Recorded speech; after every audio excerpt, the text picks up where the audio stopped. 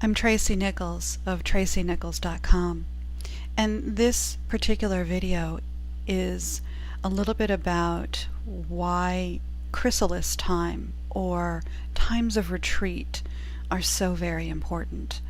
Beyond the obvious, there's obviously a need to recover, to restore, and so many of us are aware of that.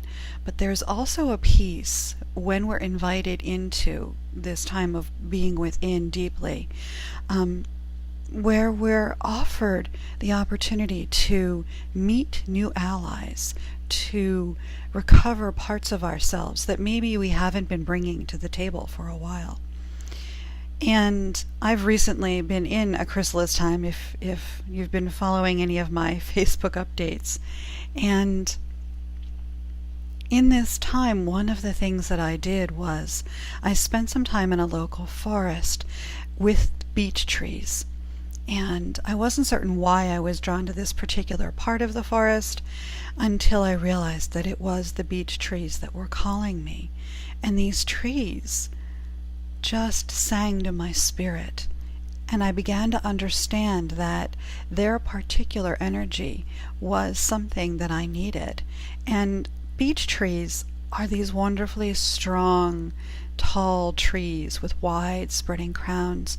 In the winter they hold their leaves and they rustle and sing in the breezes, and they have these beautiful root systems that begin partway up the trunk, and so you see the roots separating off and entering the ground. So their roots are very apparent, and the whole energy that I felt from the beech trees is that they're very, very grounded and deeply, deeply supportive, strong, and their silvery bark, it's this soft, beautiful silvery bark, but it covers such deep strength, deep grounding and wisdom.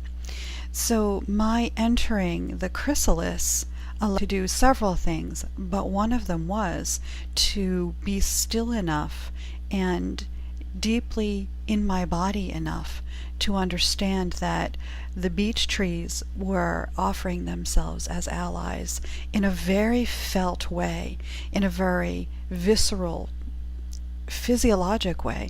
I could feel their support for me, and still can, even though I'm no longer sitting in the woods.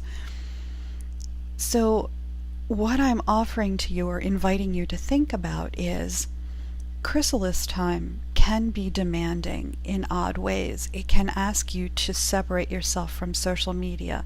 It can ask you to spend less time with family and friends or doing outwardly moving social things.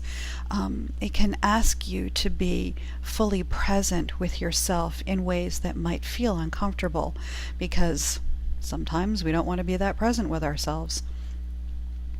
And yet the gift is so exquisite when you find a new ally, when you recover a part of yourself that you realize you haven't been allowing to speak, and suddenly you have this very, very whole person.